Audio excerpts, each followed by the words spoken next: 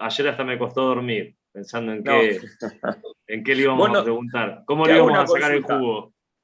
¿Vos sos exjugador?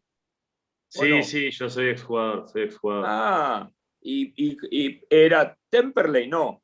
Sí, jugué en Temperley, jugué contra alguno de los equipos del Nacional B, ya vamos a hablar de eso Está bien, seguramente. sí, sí. Sí, me vi el nombre, pero no sabía si era vos. Está bien. Sí. Temperley, bueno, después mejoré un Marcador central. poquito, marcador central. Después mejoré un poquito, jugué en Banfield en primera, en el Claro. América de Cali, y después volví a la normalidad y me fui ¿estuviste de en vuelta. Colombia? Sí, y me fui de vuelta al ascenso. Tuve un accidente en un ojo, que bueno, me costó. Pero bueno, ahí ahora estoy trabajando en Independiente, soy el coordinador del fútbol infantil hace 8 años. Está bien. Bueno, Y están en Independiente están definiendo situaciones, ¿no? Todavía no hay estamos nada definiendo definido. situaciones con el tema de las elecciones y demás. Está bien. Vamos a ver qué pasa. Bueno. Gerardo, ahí yo un poquito... Yo un Perdón, poquito, Santi. Gerardo, para ver si le parece bien, le iba a hacer una presentación que no tiene mucho más que contar los clubes donde usted jugó y bueno, los que dirigió, más los seleccionados, hacer una pequeña reseña porque no hace falta mucha presentación, darle como un orden, separando como su carrera en pasos, ¿no? O sea, la etapa de futbolista, arranco con una pregunta, después que pregunten los alumnos, los que están en la charla de esa etapa, después dividir esos primeros pasos en Almirante Brown de Arrecife, Platense, Instituto, los primeros pasos como DT. Sí. Bueno, esto que le pasa a tantos entrenadores de tener que irse afuera para quizá volver con más fuerza o para empezar su carrera en muchos casos, con Libertad, Cerro Porteño, volver a Colón y bueno, tener la posibilidad de la selección paraguaya. Eso sería un segundo. La que yo digo que debe ser la etapa de los sueños cumplidos, Newell's, Barcelona y la selección argentina. Está bien. Y bueno, y lo más actual con el Atlanta y la selección de México. Y la selección de México. Sí, ¿Estamos bien? ¿Estamos bien? El camino de la charla lo armás vos, no tengo ningún problema. Yo voy por donde vos me vayas ubicando. Porque lo que no me gustaría es que preguntemos por la selección, después por el club, claro, después por Messi, después por el barco, después... Bien. Para aprovecharlo. Me parece muy bien. Yo me adapto a los caminos que vos recorras, no hay problema. Buenísimo, Gerardo, muchas gracias, muy amable. Muchas gracias, Juan. Ahí está tratando de conectarse Oscar López, el fundador de la escuela, que quería saludarlo, pero yo ya puedo ir ingresando a los alumnos que no estén tanto en espera mientras se siguen sumando y le vamos a dar inicio. ¿Le parece bien? Sí, no hay apuro. Manejate con tus tiempos, no hay problema. Muchas gracias.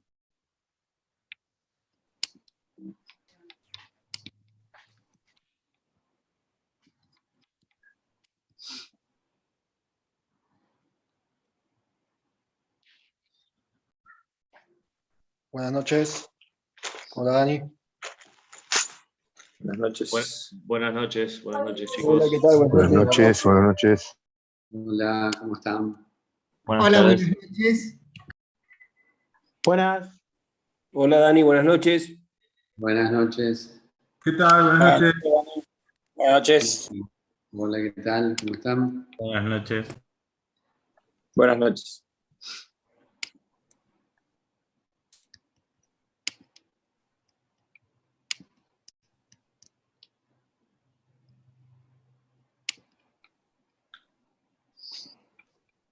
Ahí esperamos 5 minutitos, menos y ya comenzamos, chicos.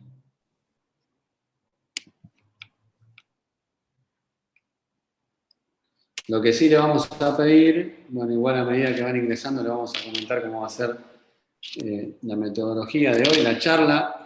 Aquel que quiera hacer alguna pregunta va a escribir en el chat, en el cual hoy va a estar de anfitrión Santiago Rodríguez. Bueno, y vamos a estar eligiendo las preguntas las cuales vamos a hacer. Así que de esa manera vamos a hacer la charla de hoy. Ya lo tenemos presente a Gerardo, así que en breve vamos a comenzar. Bueno, buenas tardes. Aprovecho para antes de hacer una presentación de Gerardo, que voy a tratar de que sea medio acotada, porque tendría que ser muy larga, ¿no? Por su extensa trayectoria, tanto como jugador como técnico, pero vamos a utilizarla y a desarrollarla durante la charla. La idea es que vamos a ir con un orden que tiene que ver con lo cronológico, ¿no? Primero su etapa de jugador, vamos a desarrollar un poquito, vamos a hacer preguntas sobre esa etapa y así vamos a ir pasando por las diferentes etapas de lo más viejo a lo actual, ¿está? Así que, como les dijo Dani, nos gustaría que copien las preguntas que tienen para hacer en el chat, como para unificar. Seguramente más de uno quiere preguntar algo parecido, y también como para elegir las preguntas que nosotros creemos que van a ser aquellas que nos van a dar más cosas para aprender de toda la experiencia que ha tenido Gerardo, tanto en su carrera de futbolista como en su carrera de entrenador, desde el día que se decidió hasta la actualidad. Así que bueno, cualquier duda que tengan, háganlo ahora, pregunten ahora, si no se entendió algo de todo esto que expliqué. Así Perdón, después Santi, ¿te puedo aprovechamos bien el preguntar algo? tiempo. Sí, Emiliano. Ahí en el chat me da la opción para mandarle mensaje a Daniel. ¿Elijo para Bien, mandarte a vos? O- Daniel, vos en el chat debes tener la opción para mandarle a todos, para mandarle a alguien en particular. Eso lo elegís vos. Sí, solamente está particular, no en Está general. particular, mandale a Daniel, porque yo voy a estar Bárbaro. con la más enfocado en la charla que en revisar el chat. Gracias, Santi. Sí, siempre voy a hacer la primera pregunta, como para lanzar cada una de esas etapas, y después ya Daniel va a ir armando de acuerdo a lo que le vayan mandando ustedes en el chat. Dani, cuando vos me digas, arrancamos, ¿eh? Comenzamos, Santiago, así nos hacemos esperar a Gerardo. Bueno, antes que nada, Gerardo, bienvenido, buenas tardes. Gracias. Buenas tardes a ustedes. Muchas gracias. La verdad que, como te contaba antes, ayer me costó dormir. Hoy me levanté muy temprano para mirar charlas que habían tuyas por la red, tratar de estar a la altura. La verdad que me encontré con la sorpresa de que tus charlas son o sea, lo que te proponen en el momento. No vas con una charla armada sobre un sistema de juego o sobre una metodología de entrenamiento o sobre la planificación de un año, de un microciclo de trabajo, sino que sos muy abierto, evidentemente muy sabio, como dice un amigo japonés mío, cuando se sorprende con los conceptos de algún entrenador. Y bueno, vamos a tratar de darle un orden a todo eso para aprovecharlo de la mejor manera. Para mí es un gran placer, para la escuela sé que también, y creo que para los alumnos también. Presento un poquito por si alguno no sabe con quién estamos hablando. Bueno, Gerardo, como todos saben, un exfutbolista, volante ofensivo, a pesar de que en Newell's muchos nos acordamos de él con la número 8. Era en una etapa donde en general el habilidoso del equipo llevaba el número 10 y era zurdo. Bueno, en el caso de Newell's era Gerardo con la número 8, exfutbolista de Newell's, club del que creo que es hincha, del Tenerife de España, de Lanús, de O'Higgins de Chile, que creo que no llegó a jugar, pero estuvo fichado. Sí, jugué algunos partidos. Barcelona de Ecuador, también como en O'Higgins, creo que no jugó tanto, jugó mucho más en los 3 clubes que nombré antes, y bueno, y algún partido también en la selección argentina. Como entrenador, bueno, para mí fue fantástico como jugador, pero creo que se superó como entrenador, arrancó de muy abajo, cosa que no pasa con jugadores tan grandes como él. Tuvo que dar una vuelta bastante grande para llegar a su Newell's querido, empezando por Almirante Brown de Arrecifes, un equipo que hoy casi no conocen muchos de ustedes, pero que militaba en aquel entonces por el Nacional B de nuestro fútbol. Yo en esa época jugaba en el Nacional B y recién antes de que ustedes se conecten, tuve la satisfacción de que Gerardo, solo por el nombre y llamándome Rodríguez, se acordara que era marcador central de Temperley en esa época. Así que ahí ya hablamos de la preparación de la persona con la que estamos hablando.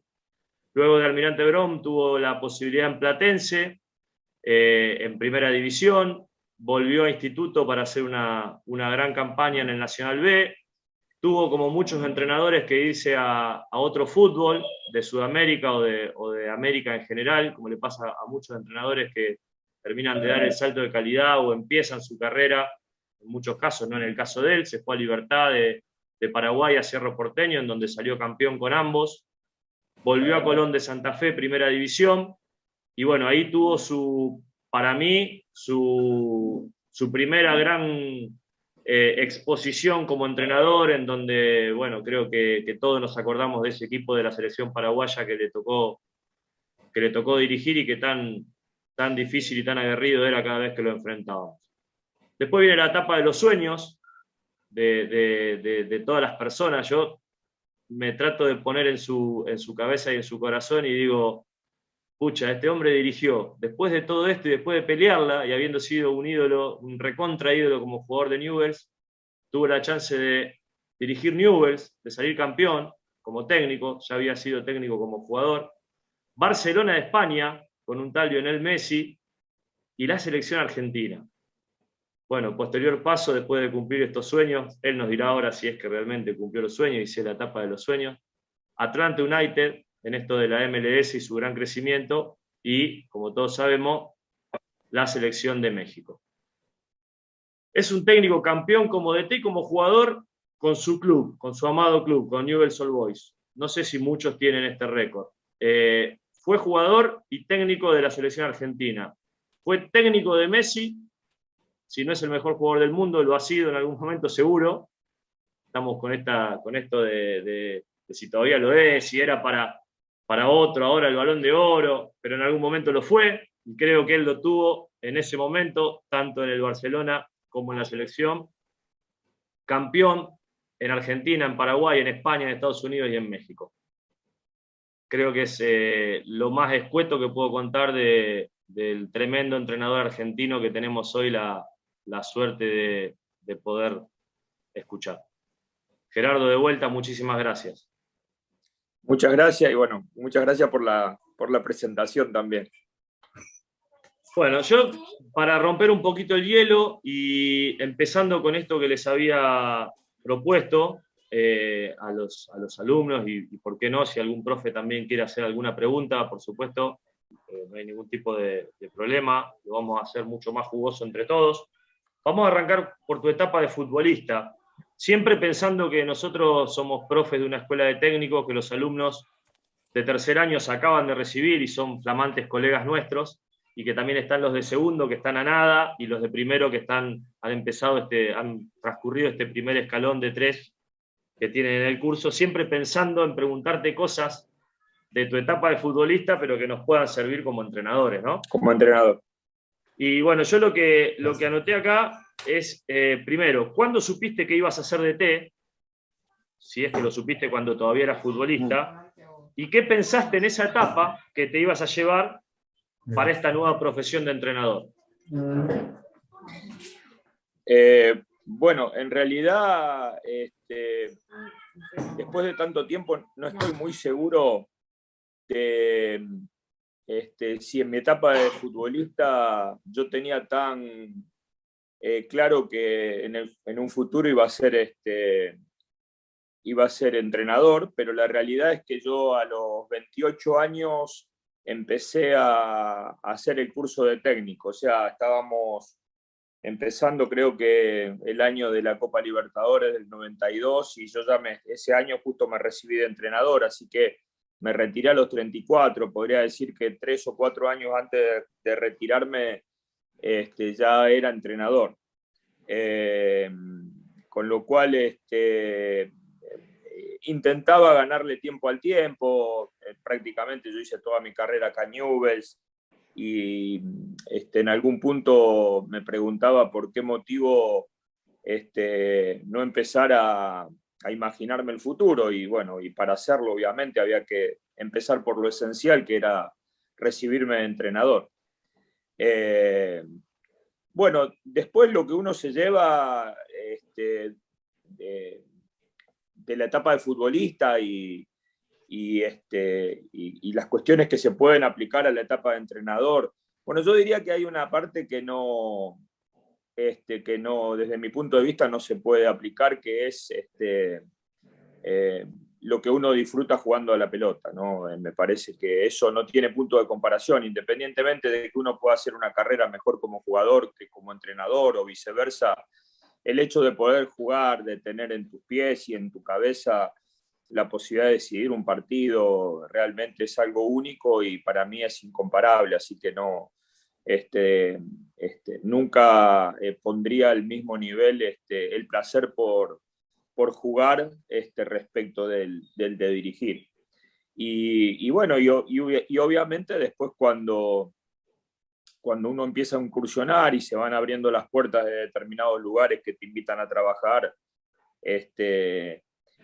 yo no era de los que no hice el camino de, empecé el curso de técnico, entonces de cada entrenador que iba teniendo en ese momento empezaba a notar cosas o trabajos.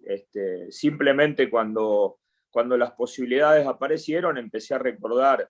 Yo tuve no muchos técnicos en Newell's, siempre decimos que en la década del 80 al 90 o del 80 al 92, solamente tuvimos 4 entrenadores, ¿no? Que fueron Juan Carlos Montes, el Indio Solari, José Yudica y Marcelo Bielsa. Así que en 12 años tuvimos 4 entrenadores.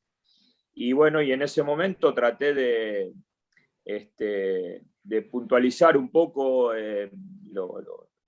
lo que me habían dejado ellos, su forma de trabajar, su forma de conducir, su forma de plantear partidos, y obviamente eso ajustarlo a la idea que yo tenía, del interés que tenía de cómo me gustaba que mis equipos jugasen, y obviamente también es una característica que yo mismo he mutando desde el inicio en Brown de Arrecife respecto a la actualidad, ¿no? Uno permanentemente va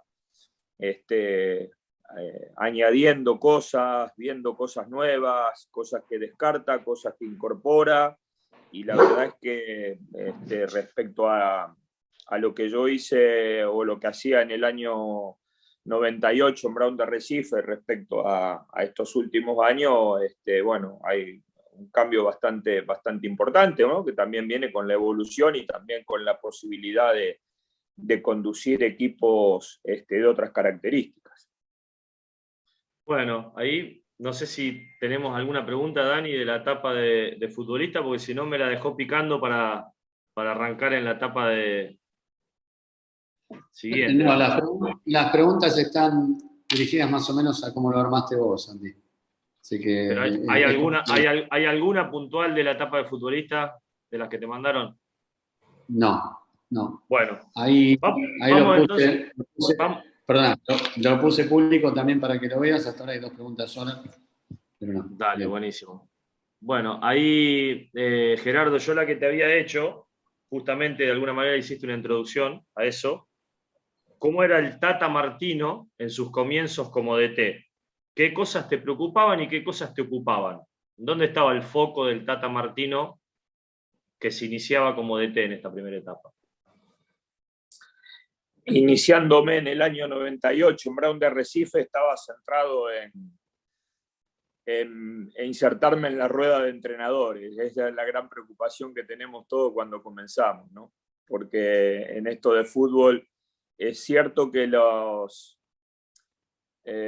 los resultados van mutando permanentemente, nadie tiene garantizado que la cosa permanentemente vaya bien, pero una cosa es que esto se produzca en los vaivenes de una carrera y otra cosa distinta es cuando se produce en el inicio de tu carrera, que es cuando el mundo futbolístico te empieza a observar, ¿no? Entonces en ese momento estaba mucho más preocupado y enfocado en sacar los partidos adelante, en que los resultados sean los adecuados. Hay algo que nunca he modificado con los cuerpos técnicos con los que he trabajado, y es respecto a a la búsqueda del resultado, ¿no? A no ser un equipo de alguna manera que espere lo que el rival va a hacer, que sea contestatario respecto a lo que el rival propone, sino que nosotros, de diferentes maneras, obviamente, en un principio y muy influenciado por los últimos años de mi carrera con Marcelo Bielsa, muy enfocado en esto de la presión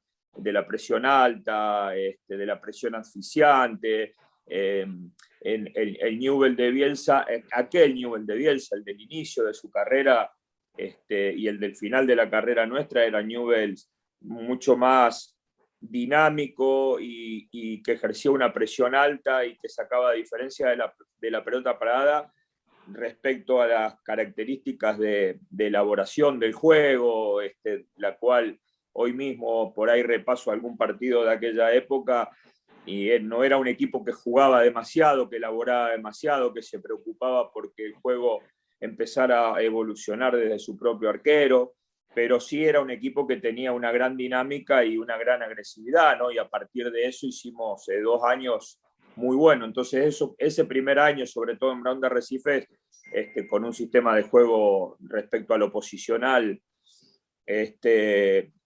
donde me adaptaba a los futbolistas que tenía en ese momento, estaba mucho más enfocado a proponer el partido, a buscar el partido, pero mucho más desde el enfoque de la presión, ¿no?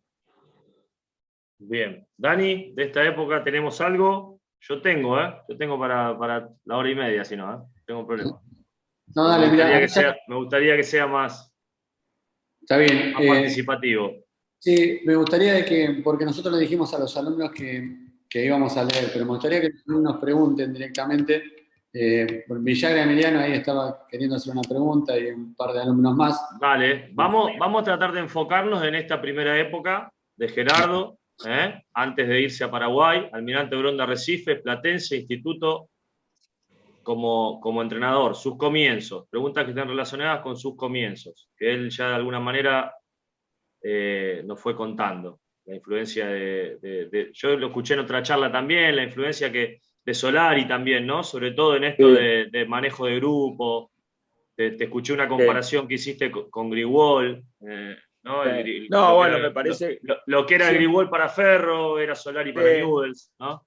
Creo que eran entrenadores que en esa época tenían unas características muy del fútbol actual respecto a la conducción del grupo, a los entrenamientos. En esa época, sobre todo, los entrenamientos eran muy tradicionales. Vos ya sabías a lo que ibas el martes, a lo que ibas el miércoles, a lo que ibas eran coach, eran como coach, como viste que ahora están los coaches en todos los cuerpos técnicos. Ellos eran como coach, ¿no? Yo tuve al Gordo Garisto, que era un coach. Claro, bueno, de ese tipo de entrenador y de alguna manera donde empezábamos a ver lo que era preparar un partido en la semana respecto a tener en cuenta las virtudes también del rival, esto en aquella época mucho con el Indio de tener alguna modificación táctica respecto de jugar de visitante o jugar de local, bueno, estas cuestiones que en aquel momento para nosotros eran muy novedosas, ¿no? Y yo te escuché en una charla que vos hablabas de esto, que te preguntaban sobre tu sistema, y te escuché hablando de la selección de Paraguay, que vos con aquellas selecciones, por ejemplo con la selección argentina, tratabas de imponer la idea, entonces es como que tenías un modelo de juego, y bueno, me preocupo por lo mío. Algo parecido con México, que el 80% de los partidos que disputás, sobre todo a nivel CONCACAF, regional, es lo mismo. Pero te escuché que en Paraguay, de acuerdo al rival, metías los 3 tanques o agregabas un volante y metías dos. Metías 2 de los 9. En realidad no es que cambiábamos el sistema, metíamos un volante como extremo, claro, y entonces compensábamos un poco, ¿viste? Cuando te quedaban esos 2, el delantero centro y el extremo, depende por qué lado jugaba, entonces ellos tenían libertad y en los momentos que no volvían, retrocedías al volante que estaba como extremo y te quedabas jugando prácticamente un 4-4-2, ¿no? Pero siempre modificábamos porque nosotros seguramente a lo largo de esos 5 años que estuve maravilloso en la selección de Paraguay no teníamos posibilidad de ser nosotros lo que propusiéramos en cada partido. Nos hubiéramos encantado, pero bueno, en todo caso, y muchas veces reaccionábamos o teníamos una propuesta en contraposición a lo que el rival proponía, ¿no? Entendiendo que en el emparejamiento nosotros sobre algunos rivales teníamos inferioridad, ¿no? Yo creo que este tema de emparejar y de generar los unos contra unos siempre está generado pensando en que uno va a ganar más duelos individuales de los que va a perder. Yo no tenía esa certeza de que con Paraguay iba a suceder eso, entonces tratábamos de ser mucho más sólido a nivel colectivo, ¿no? Bien. Villagra, Emi. Sí, gracias. ¿Se me escucha bien? Sí, sí. Sí. Bueno, Gerardo, primero gracias. Y te quería preguntar, en este paseo cronológico, en tus comienzos, ¿cómo estaba formado tu cuerpo técnico? Y si a la hora de plantear los entrenamientos y demás, ¿se bajaba una línea a las divisiones inferiores como reserva, por ejemplo, o solamente te abocabas a lo que es la primera? Bueno, en aquel momento, cuando nosotros empezamos, era todavía la época donde no había una gran amplitud en los cuerpos técnicos, ¿no? Entonces empezamos con Jorge Taylor, Jorge Pautazo, dos grandes amigos míos que jugamos muchos años juntos como ayudantes de campo, y el profe Palena de preparador físico. Ni siquiera en aquella época de los 90 y pico teníamos incorporado el tema de por ejemplo, un entrenador de arquero o de la parte del análisis. Nos arreglamos entre nosotros cuatro, incluido porque, entendiendo también que había un presupuesto que no permitía la aparición de tanta gente como hoy hay hoy, ¿no? Que por ahí los cuerpos técnicos están tranquilamente conformados por 7, 8, 9 personas, ¿no? Sin ningún tipo de problemas. Respecto a divisiones inferiores, puntualmente, en ese caso de Brown de Arrecife, que fue mi primer trabajo, yo antes había sido asistente en Platense de Carlos Pizarni durante 1 año y medio, la temporada 97 completa y medio 98. En ese momento nosotros no tomamos ningún equipo que tenga que ver con inferiores y tampoco nos involucrábamos. Sí, lo que hacíamos era, una vez conocido el grupo de futbolistas de un segundo equipo, no me acuerdo si en ese momento era una sub-20 la que había formado en Brown de Arrecifes, rescatábamos lo que entendíamos nosotros que eran los chicos con más posibilidades y lo hacíamos pasar mucho más tiempo con nosotros entrenando junto con el primer equipo. Muchas gracias, Gerardo. ¿Alguna otra pregunta? Quien quiera hacer alguna pregunta para que seamos prolijos, después vayan levantando la mano sin ningún problema, pueden hacerlo. Aprovechen que que obviamente nos va a responder todo. Y si no, continuamos más o menos como tenía Santi el armado del cronograma, y como quieran. Bien. Esto te lo pregunto porque después fuiste un técnico exitoso a pesar de... Pero bueno, ¿nos querés contar un poquito cómo te fue en Platense? Como para que los alumnos vean que es muy importante esto de la resiliencia, ¿no? En los entrenadores. Esto de que a veces cuando no se dan los resultados no quiere decir que uno tiene que bajar los brazos o que tiene que tirar todo, bueno, ¿no? Por la borda. Bueno, en Platense primero, como te decía antes, estuve 1 año y medio con Carlos Pizarni. Cuando empezó el año 98, yo le comuniqué que era el último semestre que iba a estar con él porque tenía intención de ir a ver el Mundial de Francia y bueno, y si podía, cuando volvía, tenía ganas de empezar a dirigir. Y la verdad que fue 1 año y medio muy bueno, con un grupo de futbolistas muy sacrificado, que formaron un gran grupo, con buenas participaciones, con buenos torneos. La verdad que fue un aprendizaje. Y imagínense ustedes que yo estaba en el año fines del 95 dispuesto a pasar vacaciones con mi señora y mis hijos después de 17 años de carrera ¿Radicados en Rosario ellos? Radicados en Rosario todos y arrancando creo que para Mar del Plata, y en el mismo momento que arrancábamos para Mar del Plata, enero del 97, Carlos Pizerni me llama para ver si tenía ganas de acompañarlo y yo no había hecho nada al respecto, o sea, más que el curso de técnico, no tenía ninguna otra experiencia, salvo mi experiencia como futbolista, así que, bueno, la verdad que fue un lindo aprendizaje. Después tuve la oportunidad de volver a Platense por 4 meses más o menos, y en realidad estaba conformado un muy buen plantel, me tocó una época bastante conflictiva de Platense, hacía muy poco tiempo había descendido, y la verdad es que los apremios económicos hicieron que después de 4 meses, creo que tomamos en septiembre, y en diciembre decidimos dejar el trabajo porque no había forma de sostenerse sin cobrar, ¿no? Así que, bueno, algo muy propio de aquella época y sobre todo del ascenso. Pero bien, la verdad es que como trabajo y como aprendizaje, imagínate que nosotros en Platense tuvimos la posibilidad, estamos hablando del segundo equipo que me tocó dirigir en mi carrera, de dirigir a ex compañeros como el Negro Zamora, como Fabián Basualdo, sí, los enfrentamos. Y tener al Topo Gómez y al Luli Río como al Topo. Yo perseguí al Topo por todos lados. Claro.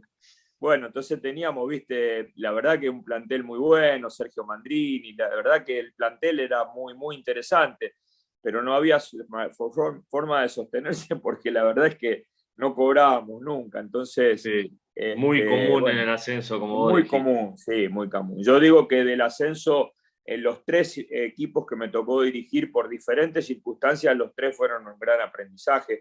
Brown porque era la primera posibilidad, Platense porque esto también que mencionás, uno empieza a aprender.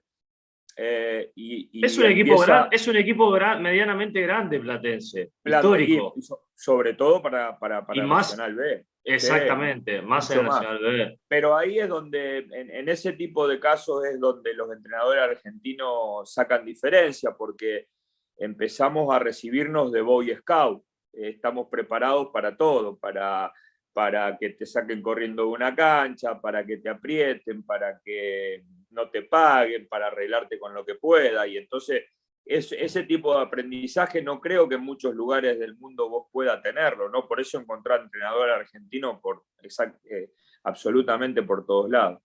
Y en el caso de Instituto, porque Instituto era como dirigir una selección en el Nacional B. Esa era la realidad. Es decir, si bien el equipo lo conformamos prácticamente en su totalidad, porque Instituto acababa de descender y no tenía, cuando llegamos solamente era un grupo de juveniles, y nos pusimos a llamar los futbolistas uno por uno, terminamos armando un equipo extraordinario que lamentablemente perdió 3 posibilidades de ascenso, ¿no? En forma directa, en el reducido y después en el repechaje con Argentino Junior, que era el que venía de primera división con el del Nacional B. Pero la verdad es que los 3 lugares fueron de mucho aprendizaje y sobre todo por circunstancias totalmente diferentes. Bueno, bien. Sí, yo digo que el fútbol argentino y sobre todo el del ascenso es como un posgrado, ¿no? Sí. Un posgrado. Sí. A mí hoy tengo la suerte de estar en un club como Independiente, que también tiene muchas falencias y cosas por mejorar, pero comparado con otros clubes que me tocó trabajar, que es igual, por supuesto, súper agradecido. Me ha tocado trabajar cuando dejé el fútbol en Temperley, me ha tocado trabajar con Seba Rambert en Aldo Civi, me ha tocado trabajar en Arsenal, y realmente, bueno, cuando uno trabaja en el ascenso, de alguna manera siente que se prepara para grandes cosas. Sí. Y bueno, un poquito, vos hiciste como todos los palotes, ¿no? Siendo un futbolista tan reconocido, hiciste ascenso, y como hablábamos hoy, te tuviste que ir a Paraguay para que te Sí. empiecen a tomar en serio acá en el fútbol argentino. Contanos un poquito Bueno, de esto que le pasa a los entrenadores argentinos que se tienen que ir afuera para armar ahí su marca registrada.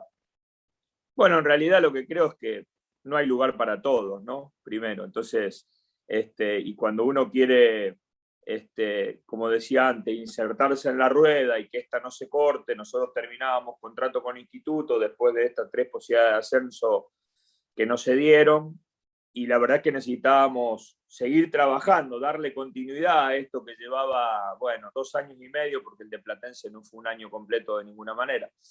Y bueno, y salió una posibilidad, en realidad salieron 2 posibilidades, una de Costa Rica, que bueno, yo muy arraigado a Rosario y recién dejando de jugar, amablemente no la rechacé, inmediatamente salió una posibilidad de Paraguay, pero claro, de un equipo que yo no tenía conocimiento. Es decir, cuando hablaban de Paraguay, sobre todo acá en Newell, teníamos muy fresco una Copa Libertadores del año 74, cuando Newell salió campeón por primera vez, donde los enfrentamientos de equipos argentinos fueron con equipos paraguayos, y entonces empezamos a saber de Olimpia y de Cerro Porteño. Y no conocíamos mucho más. Bueno, tuve la posibilidad de viajar, de juntarme con quien hasta hace poco tiempo fue el presidente de la República de Paraguay, que era prácticamente el dueño de Libertad. Y bueno, ahí encontré primero a uno de los mejores personas y dirigentes que me tocó estar en mi vida, y después un club que la verdad que para el medio donde se desenvuelve, tenía absolutamente todas las necesidades cubiertas y donde se podía hacer un muy buen trabajo. Bueno, y ahí arrancó toda la historia de Paraguay, esta que vos mencionaste, que incluso tiene una vuelta a Libertad después de Colón. Es decir, después de Colón no es selección de Paraguay directo. inmediatamente, sino que hay un segundo año en Libertad donde también tuvimos la posibilidad de jugar semifinales de Copa Libertadores, habiendo eliminado a River en cuartos de final, ¿no? Y también, pero claro, ya con una institución que era capaz de contratar futbolistas importantes, futbolistas de Argentina, que no era tan fácil llevar, bueno, y la verdad que conformamos muy buenos equipos, tanto en la primera etapa de Libertad y Cerro Porteño, como la segunda etapa de Libertad ya por el 2006. Bien. ¿Alguno para preguntar algo? ¿O están todos esperando para la parte la parte de la frutilla? No, después van a hacer todas preguntas de Messi. Ahí Emiliano está levantando de nuevo la mano. ¿De vuelta? Y Sí. Sebastián Bonasola también. Bueno, vamos con Emiliano y César Díaz también. Así que bueno, vamos en ese orden. Emiliano, Sebastián Bonasola y César Díaz. Bueno, gracias. Disculpe la molestia de preguntar de nuevo. Y justamente la pregunta era sobre este paso, ¿no? Que se fue a Paraguay. ¿Cómo fue, tanto personal como cultural, entrar a ese vestuario?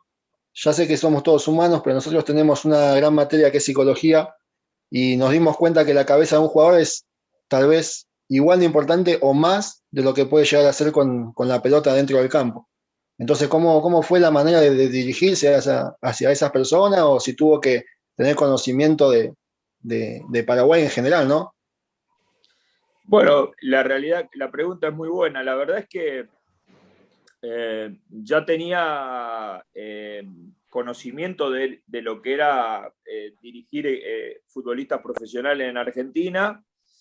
Lo que necesitaba era conocer un poquito la idiosincrasia del futbolista paraguayo, entendiendo siempre que nosotros llegábamos a Paraguay, nosotros éramos los extraños y nosotros éramos los que nos teníamos que adaptar.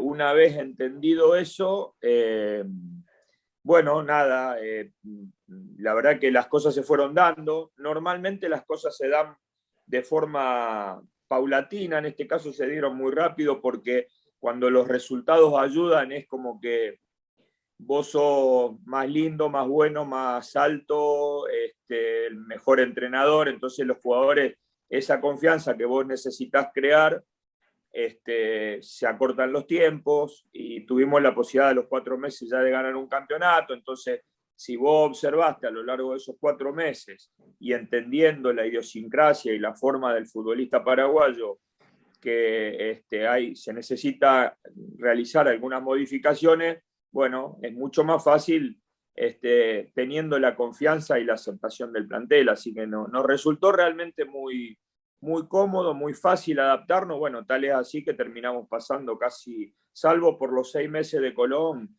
terminamos pasando 11 años o 10 años muy lindos en Paraguay, tanto en equipos como en la selección, ¿no? Muchas gracias, Gerardo, por la respuesta. No, por favor. Seba Bonasola. Hola, buenas tardes, Tata. Buenas noches. Buenas tardes. Quería hacerte una pregunta en base a los 2 equipos, los primeros 2 equipos que estuviste, que fueron del ascenso. Si vos fuiste con un sistema táctico ya predispuesto, sin haber tenido alguna experiencia antes, o vos llegaste, viste los planteles y en base al plantel que tenías, armaste un sistema de juego o un equipo táctico. En los 3 casos, porque incluimos Platense también, acomodé mi idea a los futbolistas que tenía. Yo entiendo que un entrenador joven que recién empieza su carrera, me parece, hay cosas que son no negociables en la carrera de un entrenador. El sistema, o imponer su sistema de juego, imponer su idea de juego por sobre los futbolistas que tiene, me parece que no es algo innegociable en el inicio de tu carrera. Es decir, hay que trabajar, hay que insertarse, hay que hacerse conocer y hay que acomodarse de acuerdo al lugar donde te invitan a trabajar y revisar después los futbolistas que vas a recibir. Es muy difícil que alguien que empieza a trabajar, que recibe una propuesta, que tiene muchas ganas de empezar a participar de esto, llegue a lugares donde se puedan unir las 2 cosas, una idea de juego con los futbolistas que reciben. Son muy pocos los casos, los hay, evidentemente los hay futbolistas que han hecho muy buenas carreras y le han tocado empezar a dirigir en clubes importantes de Argentina, y entonces normalmente te toca dirigir futbolistas que se ajustan a lo mejor a una idea de juego. Yo creo que para los que normalmente empiezan en el ascenso, en equipos chicos, es muy difícil que se den estas 2 cuestiones. Entonces lo normal, y lo que me pasó a mí, es que ajusté una idea, una forma de jugar, pero exclusivamente a los jugadores que iba a recibir. Perfecto, Tata, muchas gracias. A vos. César Díaz. Sacate el muteado. Hola, ¿me escucha? Sí, te escucho. ¿Qué tal? Buenas tardes, Martino. La verdad que un gusto hablar con usted. Buenas tardes. Y escuchar un poco de sus experiencias que son fenomenales. Bueno, una pregunta. Yo jugué en, usted lo debe conocer, por ahí estuvo mucho tiempo en la B, alguna vez en la N, el Sportivo San Lorenzo en Paraguay, jugué 5 años en infantiles, juveniles. Y sí, mi pregunta va relacionada a esta. Cuando usted fue a Libertad, ¿no? ¿Qué tuvo que mejorar? Tuvo que mejorar las canchas y la característica de los jugadores también tuvo que introducir algo del tema de jugar por abajo, de modificar el trabajo con pelota, pues yo me acuerdo en mi etapa de jugador que era muy poca pelota, mucho centro, mi fuerte era el cabezazo, obviamente. Sí, yo sostengo que respecto a esta idea que hay de Paraguay, es una idea generada me parece que incluso épocas anteriores a cuando me tocó ir a mí. San Lorenzo estaba en primera división cuando a mí me tocó ir. La realidad es que yo me encontré con un club que estaba muy preparado desde toda la infraestructura, con canchas muy buenas. No era necesaria la pelota aérea porque la pelota corría con normalidad.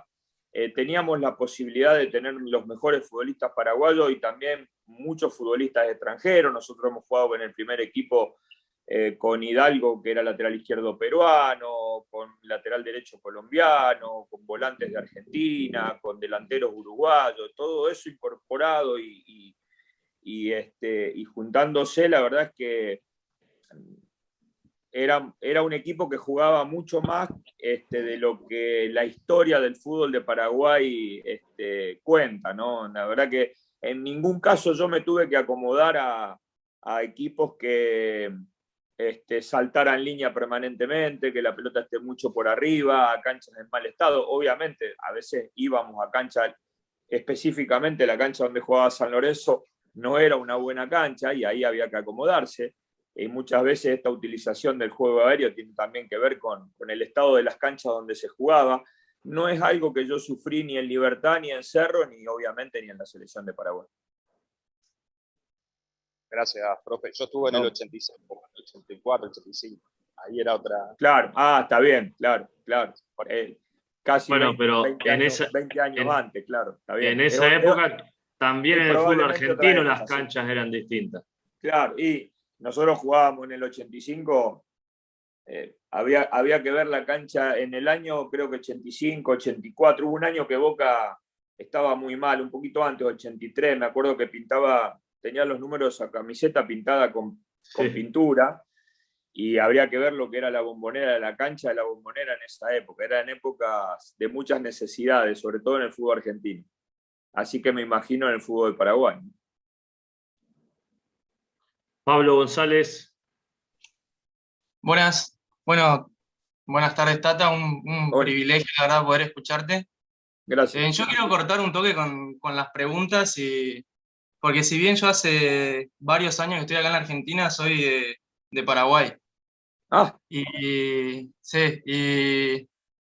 no quería dejar pasar esta oportunidad para agradecerte, porque la verdad que las cosas más lindas del fútbol como hincha lo viví yo con esa camada de jugadores y vos a la cabeza, así que para mí es un honor poder verte acá y poder escucharte. Sí, porque la verdad Muchas gracias. Fundamentalmente comparto porque yo siempre relato a mi etapa de Paraguay, toda, y especialmente mi etapa en selección, como la más linda de mi vida, ¿no? Por eso, no es que me da pena, porque en definitiva hay que ir por recorrer los lugares, cuando uno hace este tipo de charla, recorrer todos los lugares por donde uno ha estado, y realmente porque las luces se las llevan los lugares más importantes, pero yo me quedaría por horas hablando de toda esta etapa de Nacional B y del fútbol de Paraguay, y lo otro se puede reducir a 10 o 15 minutos nada más, que justamente es la etapa que supuestamente es la más importante, yo la podría pasar muy rápidamente. Ojalá te pegues alguna vuelta, alguna vez. Vamos a ver. Gracias, Tata. Acá Gerardo tenés, en la escuela tenés para armar un lindo proyecto con Libertad de Inferiores cuando quieras, Te armamos enseguida. ¿Sí? Te armamos enseguida. Como para, si en algún momento te querés retirar tranquilo en donde fuiste tan feliz, sé que es medio el patio de tu casa Libertad, más allá de que deben haber cambiado las autoridades. Sigue estando mucha de la misma gente. Te armamos enseguida, te armamos algo. Los entrenadores, a veces no estaría mal cada tanto pegar una repasada y volver a esos lugares, incluso para ver un poco también volver a ver un poco el tema de las necesidades, y cómo eran aquellas épocas, no decir, bueno, me voy a hacer un año a Nacional B, un año a Paraguay, a ver. Y después, el famoso dese la vuelta por su pasado, pero lo retó. Más que nada para recordar, porque uno se malacostumbra con otras cosas que te van apareciendo, ¿no? Por eso yo digo, ahí, sobre todo a los pibes que están estudiando y se están por recibir y quieren empezar una carrera, digo, yo, si fuera alumno, me la pasaría hablando con entrenadores del Nacional B, por ejemplo. Es decir, porque entiendo que esa es la realidad. Es decir, lo otro es para unos pocos, y si a alguno de los chicos que estudian se les llega a dar, bienvenido sea, y hay tiempo para ver cómo es ese mundo. pero es para unos pocos. La realidad, la que es para todos, es la otra parte, la de las necesidades, las de estar en el día a día viendo cómo armar un equipo, de dónde sacar el dinero, si hay presupuesto, con cuántos jugadores te quedaron. Esa es la realidad del entrenador, no esta última parte que creo que estamos por entrar ahora. Muy bien, es verdad, es verdad. Qué gratificante escucharte. Gonzalo, Cejas. Buenas noches, profe. Buenas noches, Tata. Un gusto. ¿Cómo estás? Bien, un gusto. Yo soy formoseño, mirá, cerquita ahí, pegadito.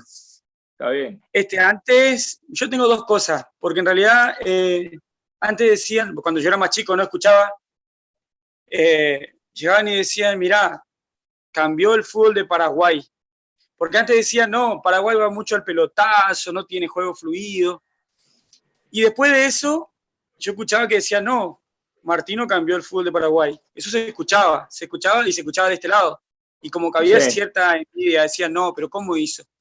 Y la otra es, si usted qué piensa, ¿cree que el post-Martino en Paraguay, como que los entrenadores argentinos después de eso fueron mucho mejor vistos? Antes costaba que un entrenador argentino vaya a dirigir a Paraguay. Hoy como que es más fluido, como que van más entrenadores argentinos. Vino Ramón Díaz, bueno, ahora el Toto y algunos más que por ahí me estoy olvidando. Garnero le sí, bien. Claro. No, en realidad lo que creo es que desde mi punto de vista es al revés. Yo creo que el entrenador argentino incorporó Paraguay. No es que porque en la época que yo llegué estaban con muy buen suceso tanto Neri y Pumpido, bueno, que después en ese primer año que yo estuve fue campeón de la Copa Libertadores, y Gustavo Costas, que estaba en Guaraní, y ya estaban ellos con muy buen suceso, sí. Yo creo que el entrenador argentino, por lo que hablábamos un poco antes, ¿no? Hay muchos entrenadores, no hay muchos lugares, y cuando vos empezás a averiguar, como ahora todo se sabe, y cuando vos averiguás que podés trabajar bien en Chile, que podés trabajar bien en Paraguay, que podés trabajar bien en Ecuador, que podés trabajar bien en Colombia, entonces el entrenador se anima a incorporar lugares, a salir con mucha más facilidad. Y en este caso creo que sí, que hubo una llegada masiva de entrenadores argentinos, pero no producto de empezar a reconocer a Paraguay como un país importante para poder ir a trabajar, ¿no? Así que por ahí pasa el tema. Y respecto al otro, yo creo que tiene que ver exclusivamente con la camada de jugadores que te toca dirigir. A mí me tocó una camada importantísima de futbolistas con cualidades futbolísticas y con cualidades humanas realmente impresionantes. Muchos chicos que jugaban en el exterior. Yo tenía una camada de marcadores centrales que eran los mejores centrales del fútbol mexicano: Paulo da Silva, Julio César Cáceres, Denny Caniza, Darío Verón.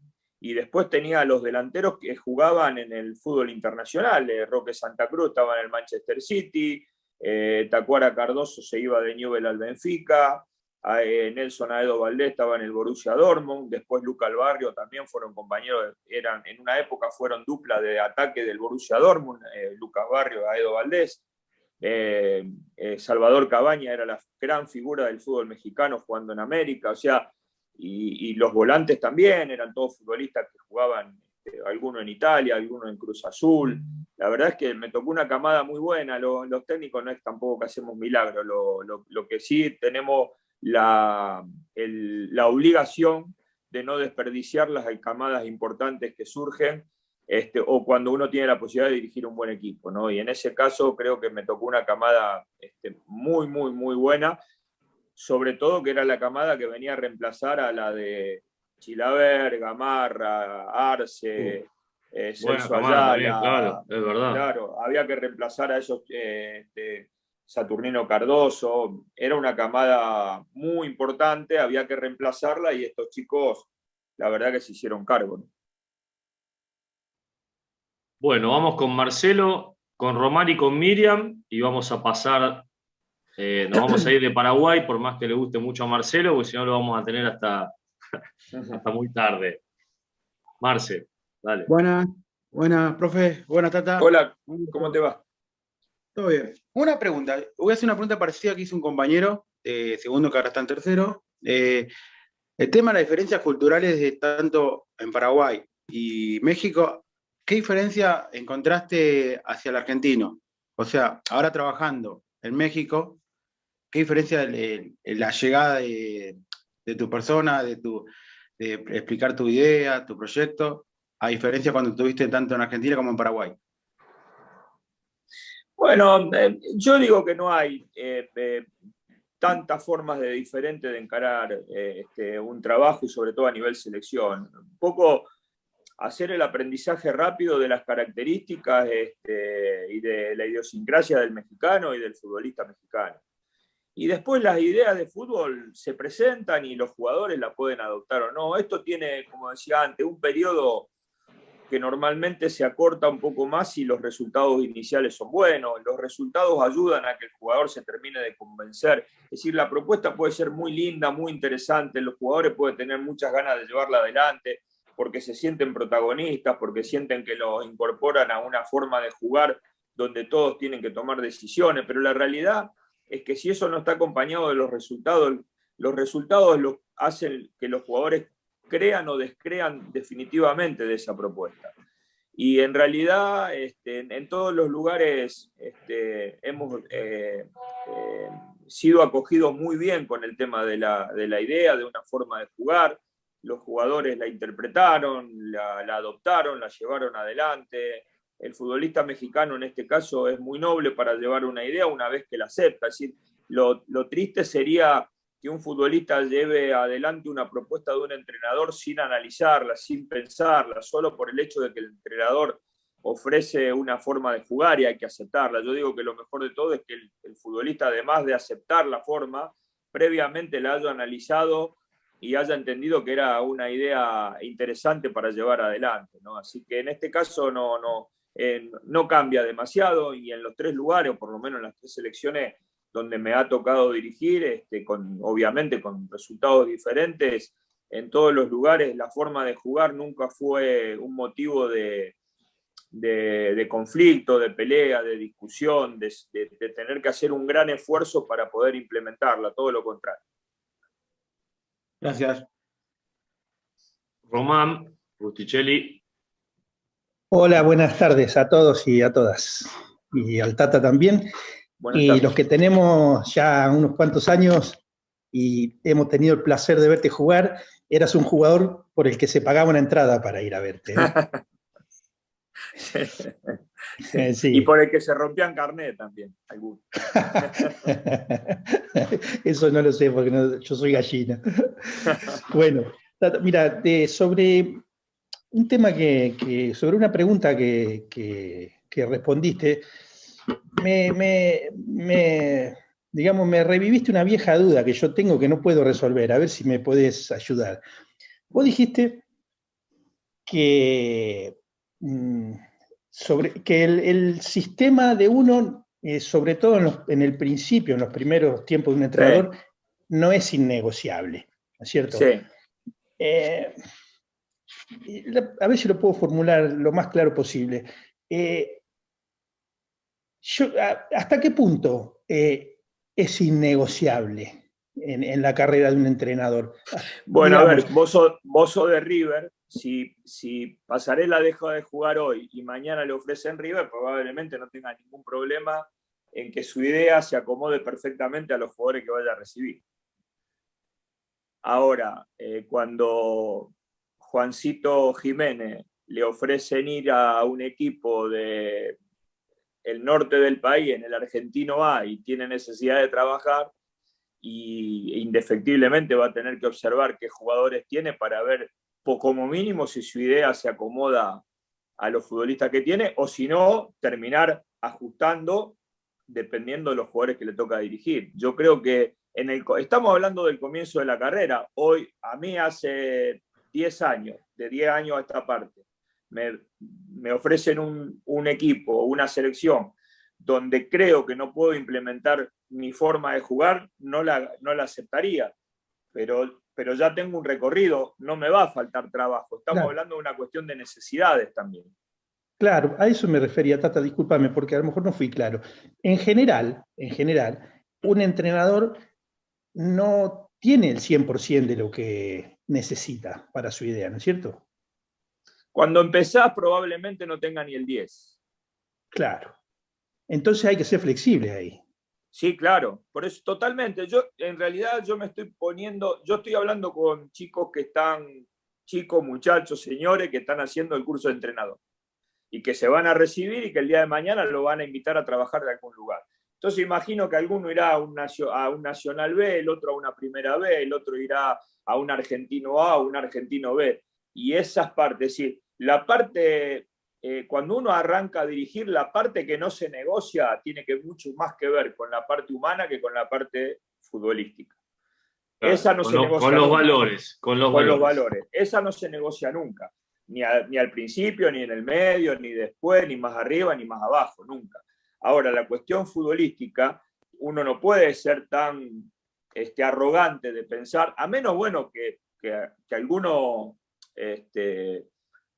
tenga buen pasar, que no tenga grandes necesidades, que trabajar o no trabajar casi se terminen siendo lo mismo. Pero la realidad de todos nosotros, de los que hemos empezado de tan abajo, es absolutamente distinta.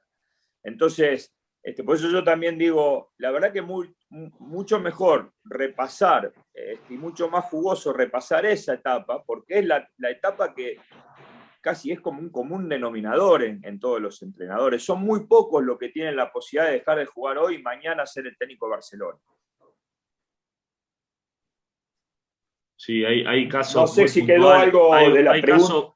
Hay casos muy puntuales que los podemos contar con los dedos de una mano. Claro, o sea, a mí el que se me viene rápido, que largó y al otro día agarró el equipo en el que estaba jugando, es Simeone en Racing. Después sí, bueno, no se me vienen así rápido. Estaba hablando con el muchacho que me dijo que era hincha de River, claro, y en River vos tenés los casos de Pasarela y Ramón Díaz fueron exactamente iguales. Claro. Sí, entonces, Almeida también, profe. ¿Cómo? Almeida también. Almeida. Cuando descendió River. Claro. Sí, no, me había olvidado, pero me acuerdo, tengo muy presente Pasarela y Ramón Díaz. Si dejo de jugar y dirijo River, obviamente que hay muchas más posibilidades de que no tengas que negociar ni siquiera la idea, ¿no? Sí, y así todo el caso de Almeida estaba en una situación que no era la ideal para River y también tuvo que adaptarse a algunas cosas. Claro. Eso es lo que está tratando de explicar Gerardo. Es que yo tuve siempre mucho reparo de esto de morir con la nuestra. Bueno, pero también porque también, ¿sabés cuál es el tema? Porque uno lo plantea con morir con la nuestra.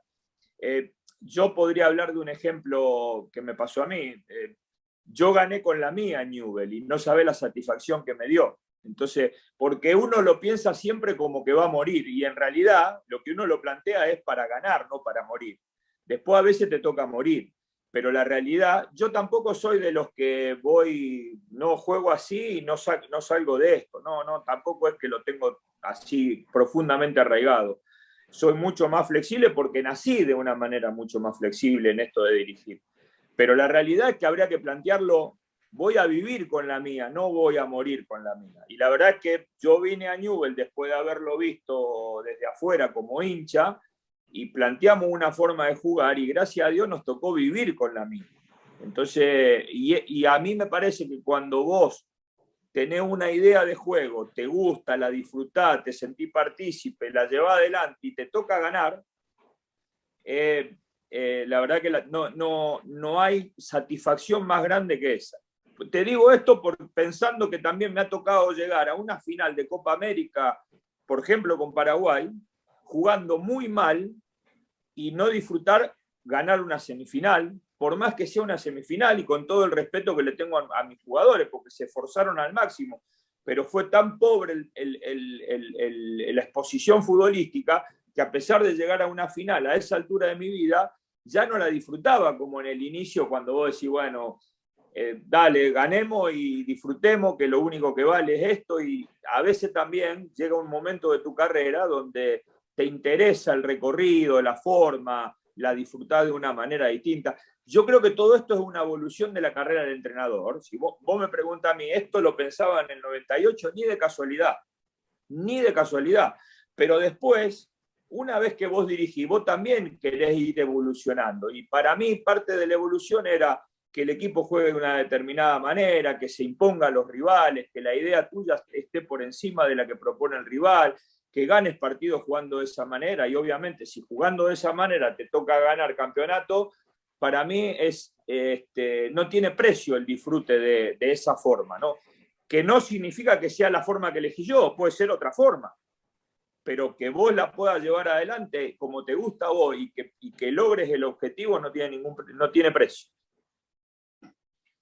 Tal cual. Miriam, para cerrar con esta parte, después Diego y Gustavo, si no es que es muy de esta etapa, estaría bueno que sea para la siguiente. Dale, Miriam. Hola, buenas noches. Hola, buenas noches. Bueno, te iba a hacer una pregunta antes, pero ahora ya me voy a abusar y voy a agarrar dos. Ya que estamos hablando de esto, ¿fuiste a ver primero a los jugadores antes de agarrar algún equipo? Esa por un lado. Y la otra. Para, te contesto esta si no me olvido. A los jugadores y... A los jugadores, antes de cuando te llamaron a un club, ¿lo fuiste a ver antes cómo jugaban o aceptaste sin saber? Si fui a ver al equipo, no, te entendí que si había hablado con jugadores, no, si fui a ver al equipo. No, Sí. el único equipo que he ido a ver y que circunstancialmente en ese momento se dio esa posibilidad es Newell's. A mí, Newell's no tiene, para mí no tiene lógica. Yo voy a la cancha de Newell's, así el entrenador gane, pierda, empate, lo estén por echar o le estén por hacer un monumento, yo voy a la cancha de Newell's porque vivo a 10 cuadras de la cancha de Newell's, jugué toda mi vida en cancha de Newell's y nadie puede decirme nada respecto a Newell's. Así que cuando juega Newell's yo voy, con trabajo, sin trabajo. Siempre recuerdo que una vez me preguntó alguien porque yo había ido a ver a Newell's y el técnico estaba, no me acuerdo quién era el técnico, y se ve que no estaba bien el técnico en esa época. Y me quiso mencionar como que yo estaba haciendo algo malo. No, en realidad, hacer algo malo pasa por tener la mente sucia, no por algunas cuestiones que son normales. Hay entrenadores que van a ver equipo porque quieren acceder a ese trabajo. Sí, debe haber habido millones a lo largo de la historia. En el caso mío y respecto a Newell's, voy cuando tengo ganas de ir sin ningún tipo de problema. Respecto a otro equipo, no. No, igual mi pregunta era, en el caso de cuando te llaman de un club para agarrar ese club, ¿los vas a ver? ¿Vas a ver el equipo antes, cómo juega, qué jugadores tenés? ¿O directamente decidís ir y le metés para adelante? No, bueno, cuando empieza a haber algún contacto, obviamente empiezo a analizar lo que tengo, no necesariamente ir a la cancha, empiezo a observar lo que tengo porque también necesito, si bien después hay que competir, hay que armar un equipo, hay que desarrollarlo, bueno, uno tiene la obligación como profesional de saber a dónde va a ir. Y yo creo que esto también está muy relacionado a la etapa de tu carrera donde te toque esto, ¿no? Cuando a mí me hablaron de Brown de Arrecife en el año 98, tenía 38 años y era mi primer trabajo, si iba y no me gustaba lo que veía, o si iba y me gustaba, o si los jugadores, uno jugaba con los ojos tapados y el otro jugaba con un sombrero, me daba lo mismo. Iba a agarrar a Brown de Arrecife porque lo tenía que agarrar. Perfecto. Y ahora, ya que nos vamos a los años en donde la tecnología no era tanto, ¿podías meter un poco de la tecnología? O sea, ¿tenías algo de videoanálisis y eso o nada? En el Nacional B le pedíamos los partidos a la empresa que televisaba. A TIC. Estaba Ramiro Nieto, que es un muchacho que es de acá de Rosario. Entonces él nos hacía llegar los videos viejos, los grandes, ¿no? Y entonces de ahí más o menos empezábamos a hacer algún tipo de análisis, ¿no? En esa época costaba un poco. Te imaginás a los entrenadores anteriores todavía, ¿no? Porque ya, por lo menos en esa época, se televisaban los partidos. Bueno, a ver, Diego y Gustavo, ¿es de este ciclo o podemos...? ¿Sí? ¿Gustavo sí? ¿Diego? ¿También? ¿Cómo estás? Mira, no es de este ciclo, pero hace referencia a parte de su formación, a ver si nos puede ayudar. Dale. ¿Qué tal? Buenas noches, Gerardo, ¿cómo estás? Bien, bien, ¿cómo estás vos? Un placer escucharte, gracias. Bueno, yo quería hacerte referencia un poco a dentro de tu formación, en la etapa en la que llegó Diego Armando Maradona a Newell's, si eso te pudo ayudar mucho, y bueno, hablar de Marcelo Bielsa, que también es un mentor y para muchos, ¿no? Quería saber qué te dejó y cómo lo pudiste aprovechar. Bueno, como te dije, la etapa de Marcelo fue una etapa diferente, distinta. Yo creo que en los años 90, tanto él como Pasarela fueron los dos entrenadores que modificaron un poco una forma de jugar, donde se empezó a mencionar un poco más este tema de la presión alta, de que los delanteros eran los primeros defensores y que quitaban la pelota cerca del área rival. Bueno, me parece que ellos en ese sentido, tanto el River de los 90 como el Newell's de los 90 marcaron una época en ese sentido. Y obviamente después por una característica de su forma de entrenar, ¿no? Donde cada entrenamiento suyo era todo un aprendizaje y donde uno iba empezando a ver, ya lo habíamos visto nosotros con el Indio Solari, pero donde habíamos empezado a ver un poco lo que era la correlación entre el entrenamiento puntual de la semana y después puesto en práctica en el partido.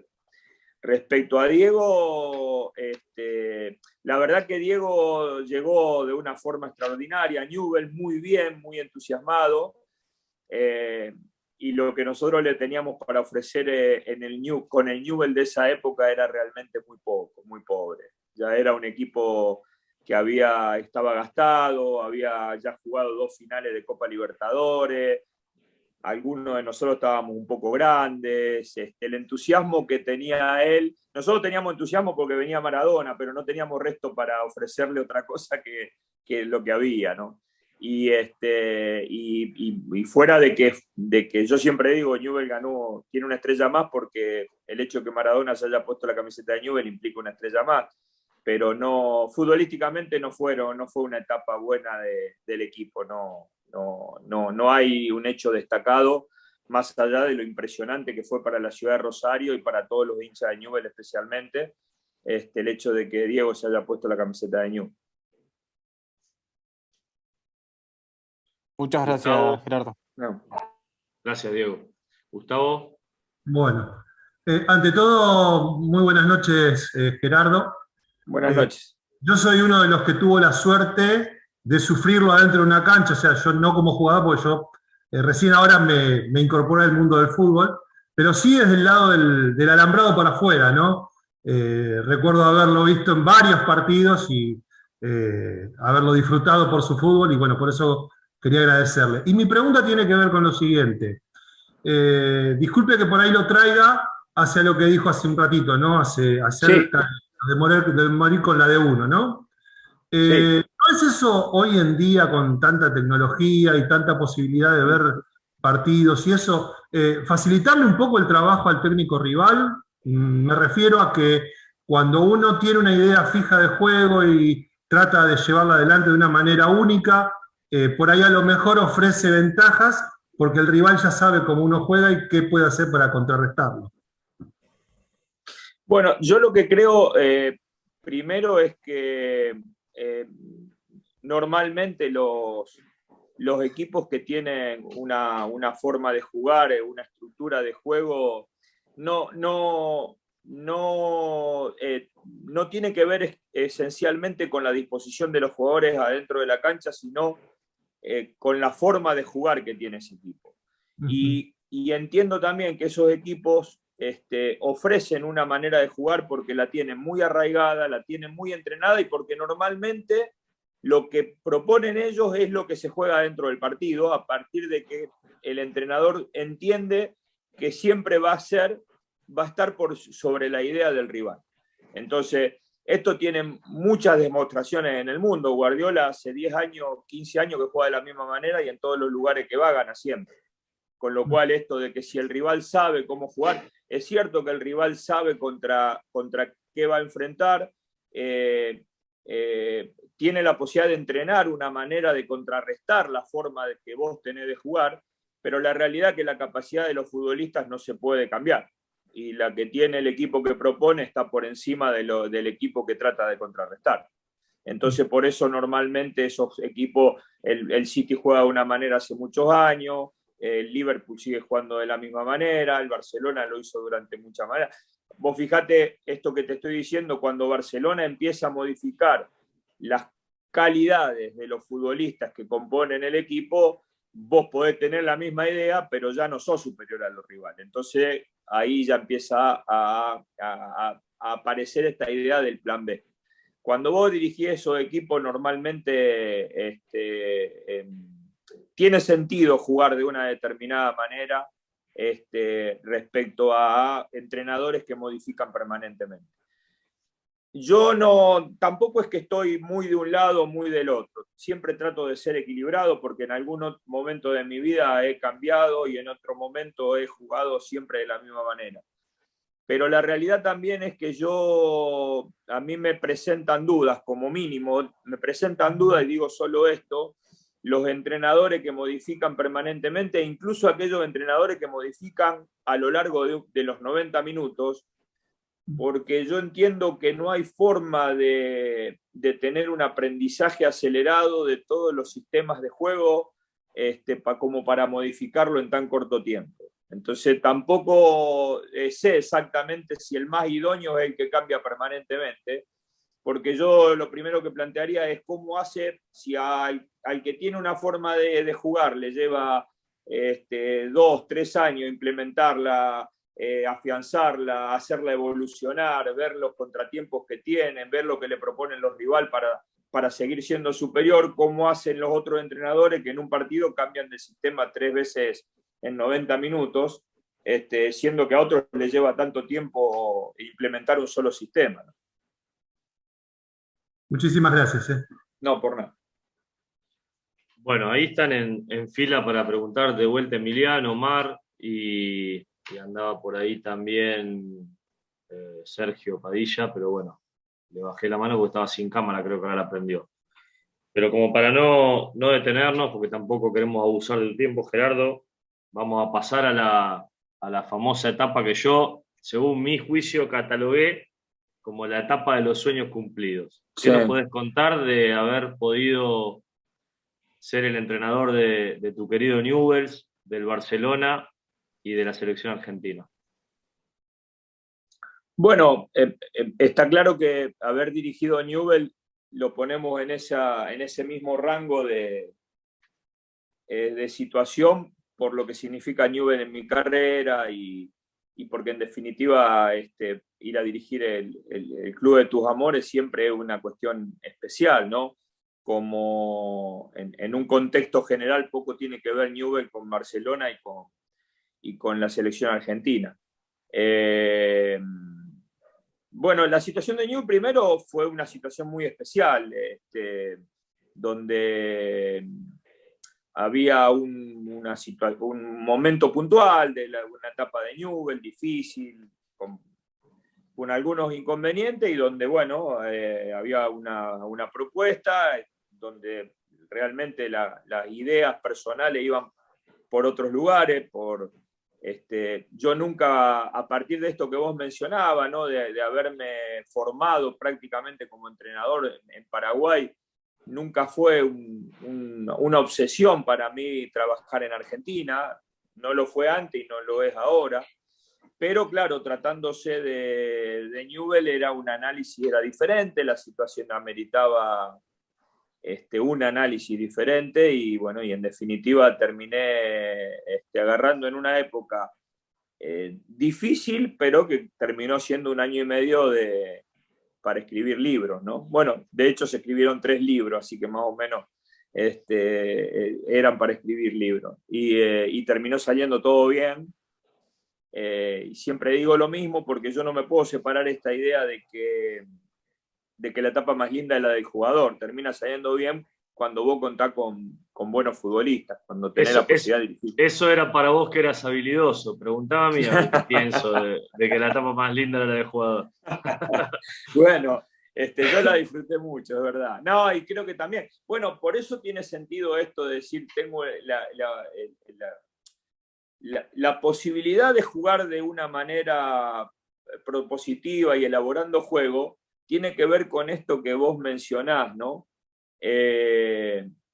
¿Cómo sabés que vos no estabas en condiciones de llevar adelante? Ayer escuchaba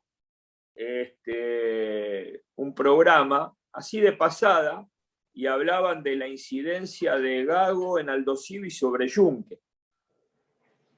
Pero claro, ¿cómo iba a saber Junque si... Y bueno, y también mencionaban que ya lo había visto esa forma de jugar con Milito en Estudiante. Bueno, sea con uno o con otro, digo, ¿cómo ibas a darse cuenta, Junque, si estaba en condiciones de poder salir jugando, de dar ese primer pase, si nunca se lo habían propuesto, ¿no? Entonces sí, yo te diría lo mismo. Eso es verdad, eso es verdad. ¿Cómo sabés vos que lo sufría? Porque claro, porque en definitiva no te sentía partícipe del juego. Pero también es cierto que nunca te invitaron a ser partícipe del juego, ¿no? Y eso es lo lindo. Por eso yo hablo tanto del tema del entrenador respecto a sentirse partícipe de lo que se está jugando, que no sea solamente la chapa del resultado final lo que avala tu trabajo, sino que vos te sientas partícipe porque lo que está viendo es lo que venía haciendo semana tras semana, ¿no? Y esto tiene sentido de esa manera. No me acuerdo dónde estábamos. Estábamos con Newell. Bueno, y lo de Newell terminó siendo, bueno, una historia de novela, ¿no? Exactamente así, con un final muy feliz, que podía haber sido mejor, porque creo que incluso la Copa Libertadores podíamos haber llegado bastante más lejos, pero que, bueno, inimaginable respecto a lo que vino después, ¿no? Uno imagina que acceder a Europa y a uno de los equipos más importantes del mundo se accede desde otros lugares, y esto un poco lo que yo mencionaba antes también, ¿no? Repasar con los muchachos, con los estudiantes, no perder de vista esto, ¿no? Es decir, no es algo inaccesible para alguien que en el 98 dirigía Brown de Arrecifes, en el 2013 dirigir Barcelona, ¿no? El cambio es muy grande, pero bueno, lo que demuestra de alguna manera que si bien son casos excepcionales, bueno, se puede lograr. Y nada, y bueno, y todo lo que significa dirigir esos lugares con la exposición mediática, o sea, es toda una modificación de vida, que hasta ahora hasta ese momento, ni como jugador ni como entrenador, yo había tenido que hacer. Y la verdad que esa modificación, esa exposición mediática, eso de que vos tengas que opinar exclusivamente, absolutamente de todo, la verdad que no fue algo que me haya gustado. Por ser el entrenador del Barcelona. Por ser el entrenador del Barcelona, exactamente. Sí, pasa que en ese momento, si no era uno de los 3 o 4 clubes más, equipos más determinantes del mundo, claro, pegaba el palo y sí, bueno. El salto es demasiado grande, ¿no? El salto es demasiado grande. Probablemente, incluso, no sé, yo imagino, ¿no? El Flaco Menotti yendo de la selección argentina al Barcelona, es un paso, digamos, intermedio. Es decir, Barcelona era importante, pero la selección argentina era muy importante y encima él como campeón del mundo. Entonces, de alguna manera estaba acostumbrado a lo mediático. A mí, la verdad que el salto era demasiado grande y muchas cosas que, evidentemente, por más que yo traté de hacer un conocimiento rápido de dónde iba, con lo que me iba a encontrar y todo, bueno, la verdad que me costó mucho, me costó adaptarme, fue un año difícil, no placentero. ¿Y la selección, Gerardo?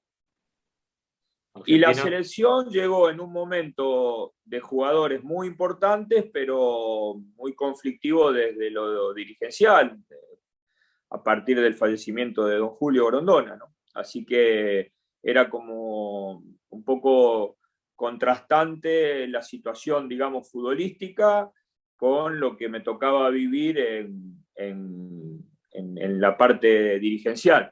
Y entonces, bueno, yo creo que algo que estaba bastante bien encaminado, que tenía mucho más desarrollo, pero que venía que tenía muchas expectativas de seguir creciendo, con una eliminatoria encaminada, inclusive, bueno, tuvo que tener un corte definitivo porque, bueno, por esto que siempre digo, ¿no? Uno analiza hasta dónde, hasta cuándo,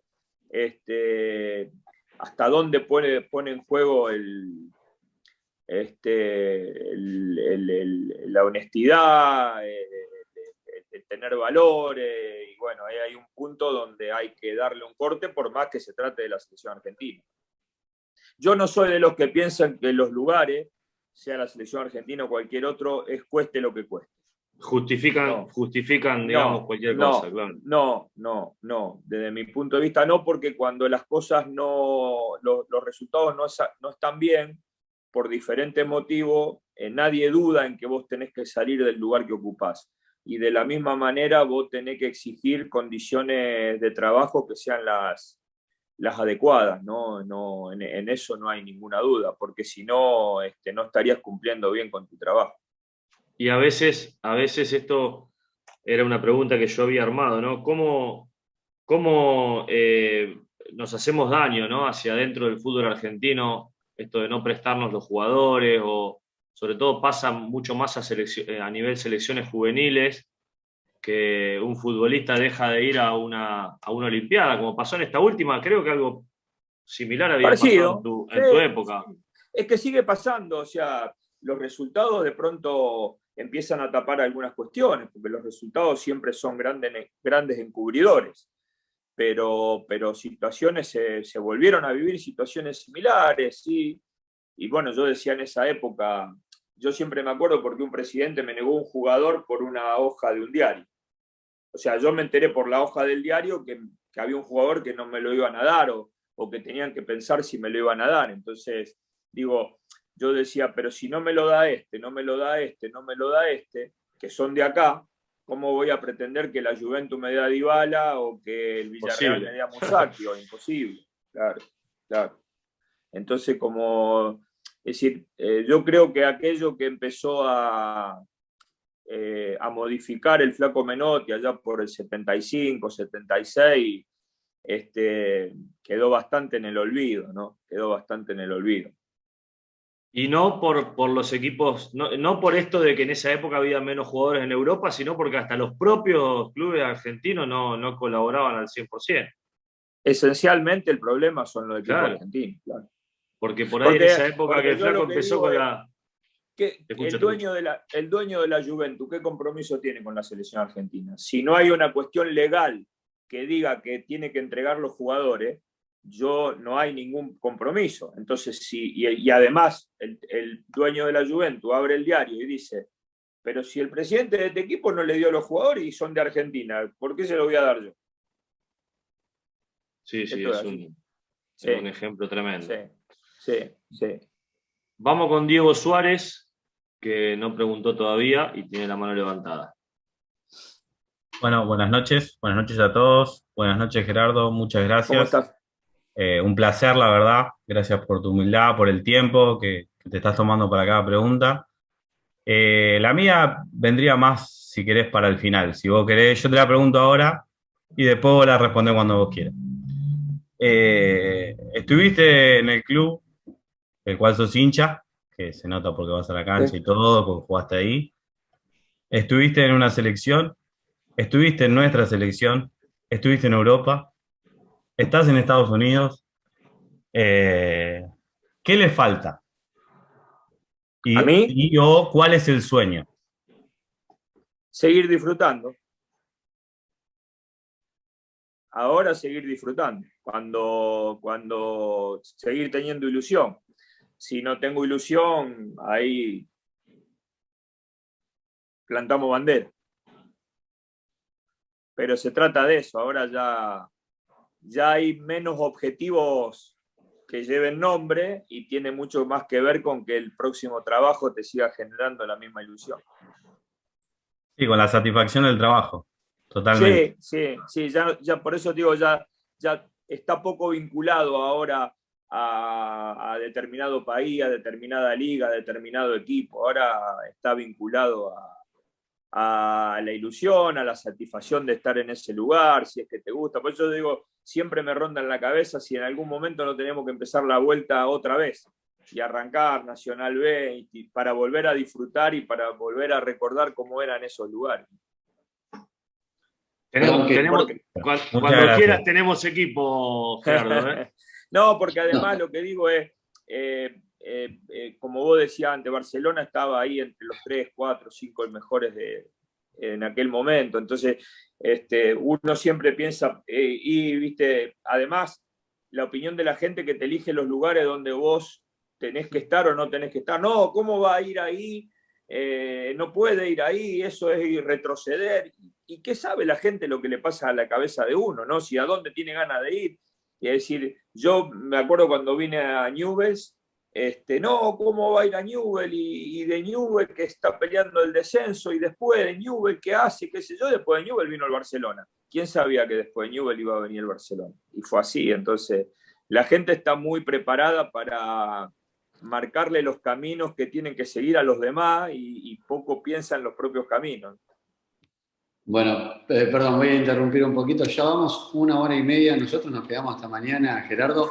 No queremos robarte mucho más tiempo. Vamos a ir más o menos unos 15 minutitos más y ya lo vamos a dar por terminado porque sé las ocupaciones que tenés y la verdad, hiper feliz por tenerte. Así que, Santi, vos que sos el anfitrión, 15 minutitos más o menos lo vamos a manejar. Y, buenísimo. Bueno, una lástima en realidad, más que buenísimo, pero bueno, uno dice buenísimo. Bueno, ahí ya tenés, si querés, algo divertido y novedoso, tenés Miriam Martelli que te invita a participar del fútbol femenino de Berazategui. Mirá, ahí está. Eso está bueno. Ojo con el fútbol femenino, que es lo que se viene, Gerardo. En México le dan, bueno, a nivel selección, a nivel... Sí. Ahora se están jugando incluso... Creo que Tigres y Rayados están jugando la final del fútbol femenino. La verdad que... Y trabajan muy bien las chicas de fútbol femenino. Nosotros tenemos oficina ahí en el Centro de Alto Rendimiento y la verdad que trabajan muy bien y con mucha competencia. En México se le da mucho... tiene mucho auge el fútbol femenino. Sí. Ahí le voy a dar lugar a Salomé Diorio, que la tenemos acá. Salo, ¿cómo estás? Que dirigió la final del fútbol femenino. ¿Cómo estás, Salo? ¿Todo bien? Hola, buenas noches para todos. Y Tata, hola. Un gusto enorme. Nos hemos cruzado como cuarta árbitra en algunos partidos. Bueno. Un placer siempre, la verdad, trabajar con vos. En realidad nunca me das trabajo, así que da gusto escucharte y la verdad es un honor para la escuela y siendo docente también de acá, tenerte y poder escuchar, como dijo Santi, la verdad, palabras muy sabias de una persona que en lo personal también admiro mucho, por más de que esté en otro sector del fútbol. Bueno, la verdad es un orgullo, una admiración y siempre, por lo menos conmigo, ha sido un hombre más que respetuoso y también sé que lo sos en el ambiente del fútbol, así que bueno, un honor poder escucharte. Muchísimas gracias, te mando un cariño muy grande. Gracias, igualmente. Y también, bueno, agradecerte, aunque sea breves palabras, pero que hables del fútbol femenino, porque a pesar de que los chicos afortunadamente este año incorporaron dentro de una materia el fútbol femenino, la verdad que una persona como vos hable así bien, y yo sé realmente porque he dirigido a la selección de México, por suerte en varias oportunidades, lo que avanza, lo que invierte, sí, en Argentina vamos exactamente. Exacto, en Argentina vamos todavía un pasito más atrás, pero bueno, ojalá que toda esta parte de Sudamérica copie un poco cómo trabaja con CONCACAF en general con el fútbol femenino, ¿no? Porque hablamos de México, pero...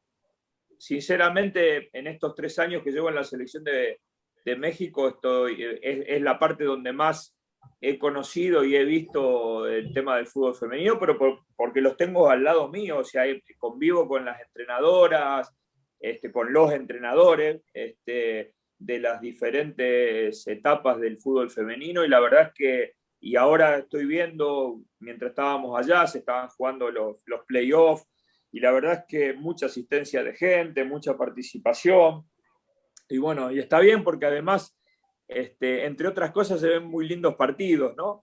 Así que yo, sinceramente, antes no le prestaba mucha atención. En estos 3 años que llevo en México y producto de esto que vos decías, la inversión, la cantidad de partidos que hacen, las giras, la preparación, vienen selecciones a jugar a México. La verdad es que es una cantidad de competencia y de preparación y de trabajo de microciclos semanales. La verdad, trabajan mucho, trabajan bien. Tengamos en cuenta, sí, que la Federación Mexicana tiene ingresos que le permiten poder contemplar absolutamente todas las áreas, ¿no? La selección femenina, obviamente, las masculinas, las menores, es una federación que tiene ingresos importantes y por eso tiene tanta movilidad absolutamente durante todo el año. Inclusive recientemente ha ido la selección argentina a jugar, no solo para los que no lo saben, no solo con el equipo nacional, sino también con clubes que jugó contra el Chivas, así que bueno, eso demuestra lo que dice el Tata y la inversión y el interés que hay en general en los países de CONCACAF, pero bueno, México la verdad que es el claro ejemplo y en los últimos años se ha destacado. Perdón, Miriam, porque acá es una realidad totalmente distinta y más en el ascenso.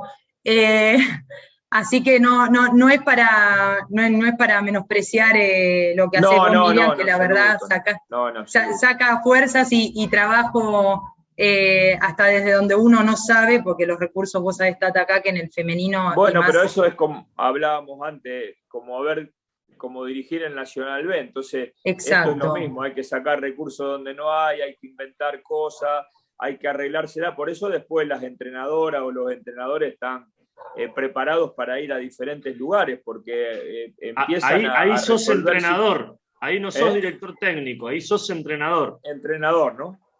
Porque tenés que hacer un poco de todo, ¿no? Abarcar todas las áreas, claro, seguramente.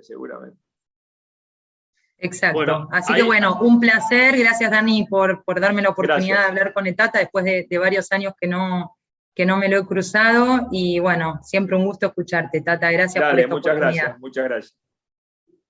Bueno, Gonzalo, una genia como siempre. Bueno, ahí está Mirta, que también es profesora y quiere hacerte una pregunta. Gerardo, después vamos a darle la palabra a Gonzalo Constanzo y después vamos a hacer el cierre como para que no nos pasemos de esos famosos 15 minutos. ¿Cómo estás, Gerardo? Muchísimas gracias, un privilegio para la escuela contar con usted.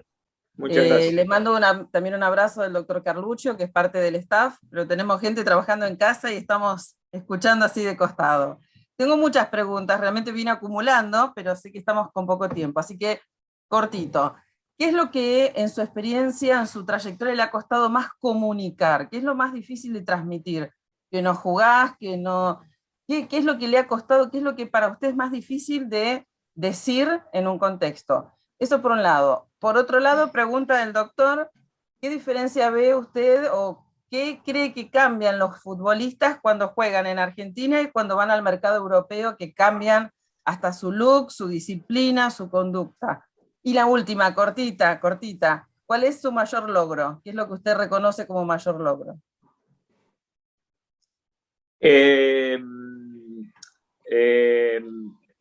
Yo no sé si hoy el futbolista argentino sufre grandes modificaciones cuando va a Europa. Yo creo que el fútbol argentino en líneas generales se ha profesionalizado mucho. Es cierto que hay cambios notorios en muchos futbolistas que han ido muy jóvenes a Europa y uno entiende solamente por ir a Europa que empiezan a mejorar su forma de vida, su alimentación, son más profesionales, se ajustan más a los trabajos. Yo creo que eso ya se ha ido modificando a lo largo de los años y que aunque el futbolista juegue allá o juegue acá, tiene un alto grado de profesionalismo. Respecto a las cuestiones a comunicar, siguen siendo difíciles para mí, lo que resulta difícil es para todos desde siempre, ¿no? Decirle a un jugador que no es más tenido en cuenta, o dejar a algún futbolista importante afuera de una lista definitiva, ya sea Copa América, Copa Oro, Mundial, dejarlo afuera de una lista, de una competencia que despierta la ilusión de todo el mundo. Estas cuestiones me siguen costando mucho, más allá de la experiencia. No es que por una cuestión de experiencia ya ahora las manejo mejor, me sigue produciendo mucha angustia y muchas noches sin dormir en la previa, ¿no? Porque uno tiene que tomar decisiones y sabe que a veces las noticias que tienen que dar, porque es mucho más fácil decirle a los jugadores que van a estar en una lista y que van a seguir siendo tenidos en cuenta, pero es muy desilusionante y frustrante cuando tiene que comunicar las noticias negativas. Eso sigue siendo para mí un motivo no digo de conflicto, pero sí de que no la paso bien. Y no sé, me hiciste una pregunta más. ¿Cuál reconoce usted como su mejor logro? Para mí el respeto que creo me he ganado en mi carrera como deportista, como futbolista y como entrenador. Creo que eso, desde mi punto de vista, no tiene precio. Muchas gracias. No, gracias a vos. Bueno, vamos con la de Gonzalo, también alumno de la escuela, Gonzalo Costanzo. ¿Qué tal? Buenas noches. Muchas gracias a toda la escuela por brindar esta charla, esta prestigiosa charla, y más a nosotros, a los entrenadores que estamos dando nuestros primeros pasos. ¿Qué tal, Gerardo? Buenas noches. Buenas noches. Le comento, soy ex Renato Cesarini, sé lo que significa Jorge para usted, así que siempre trato de seguir sus notas, sus trabajos, todo, porque bueno, uno trata de asimilar su idea de juego, que uno también viene de esa escuela y ha tenido ese gran maestro. Quería preguntarle qué consejo nos da a nosotros, a los entrenadores que estamos iniciando en esta hermosa profesión como técnico, ¿no? ¿Qué consejo nos puede dar en cuanto a cómo tratarnos nosotros, los entrenadores, con los caudillos de los equipos cuando asumimos? Bueno, a ver, yo no sé si un consejo, te puedo contar un poco lo que me ha tocado a mí, ¿no? Es decir, lo primero es que cuando voy a tomar una decisión con una persona ya grande, de trayectoria, que tiene injerencia sobre el grupo, trato de decir o hacer cosas que después la pueda sostener con el resto de los futbolistas de ese mismo grupo. Es decir, si yo hay algo que creo que no puedo sostener con el resto, no lo hago, no lo digo, no lo expreso. Y después, obviamente, tener la frontalidad y la claridad de decirle por dónde vamos, qué hacemos, no tener un trato diferencial respecto de otros futbolistas.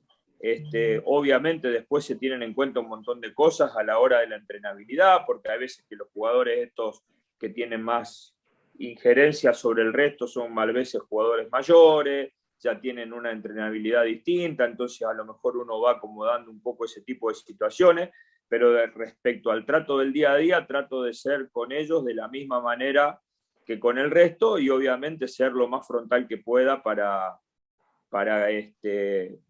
que justamente ese tipo de futbolistas sean los comunicadores de una idea, tanto futbolística como de una idea de cómo se va a manejar el grupo mientras estemos juntos, ¿no?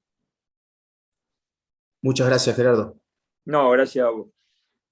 Bueno, Dani, no sé si tenemos una mano levantada más, si no, le voy a hacer un pedido de cierre a Gerardo, lo que me digan ustedes.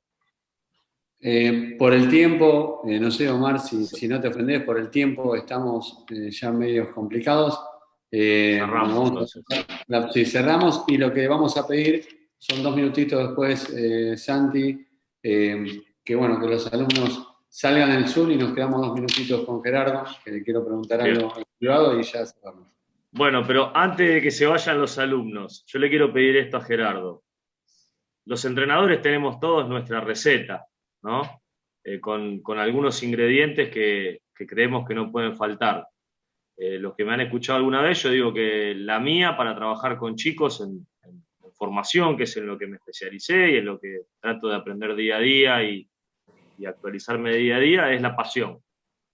Pero para cocinar también es la pasión. Yo le pongo mucha pasión y muchas horas de trabajo. Incluso por encima de otras que quizás cuando arranqué pensé que eran las más importantes, como la capacidad. ¿Cuál es la tuya, Gerardo? Tu receta. La pasión.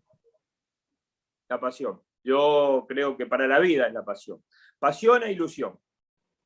Si perdemos la pasión, si perdemos la ilusión, es como que vos decís, ¿para qué estoy viviendo? ¿No? Y para el fútbol pasa exactamente lo mismo. Cómo transmitir una idea, cómo transmitir un entrenamiento, si no tenés pasión y no tenés ilusión. Si yo voy por los dos lugares, y creo que fundamentalmente es lo que no debemos perder los entrenadores. No lo debe perder nadie, no lo debe perder un futbolista que está jugando al fútbol, la ilusión y la pasión. Pero los entrenadores no lo podemos perder porque no tenemos sino forma de transmitir. Bueno, muchísimas gracias. Muchísimas gracias. La verdad que me hace muchísimo sentido que coincidamos Santiago Rodríguez con Gerardo el Tata Martino. No, está muy bien, está muy bien. Sí. Bueno. Hay que tener sentido común nada más para coincidir, no hace falta currículum. Bueno, los saludo a los alumnos, como dijo Dani, espero que lo hayan disfrutado. Yo realmente es un día que no me lo voy a olvidar, un referente de nuestro fútbol, tanto como jugador como entrenador. La verdad que ya había visto en otras charlas que además es un ser súper humilde, lo mostró acá. Es entrenador de una selección de las más importantes del mundo y hace 1 hora y media, 2 que está con nosotros para dejarnos algo. Por eso a veces uno hincha tanto a la hora de que entreguen un trabajo, ¿no? Está con nosotros Gerardo Martino hace 2 horas y nosotros a veces no presentamos un trabajito. ¿Ah? O hacemos problemas por tonterías. Hacemos problemas por tonterías, ¿no? Es increíble. Así que bueno, le vamos a brindar un fuerte aplauso. Y obviamente habría que poner los micrófonos para que se escuche muy fuerte. Bueno, muchas gracias a ustedes y bueno, muchas gracias por esta hora y media de charla. Les deseo lo mejor a todos los chicos y bueno, y sobre todo en esta época, mucha felicidad y buena Navidad y buen 2022 para todos. Bueno, gracias Gerardo, te invito a que te quedes 2 minutitos, sí. Chicos, les agradecemos. Muchas gracias. Si pueden gracias a ustedes. Gracias. Chao, muchas gracias. Felicidades, a lo que nos vemos. Gracias, felicidades. Muchas gracias. Muchas gracias. Con esta charla coronamos un año excelente. Muchísimas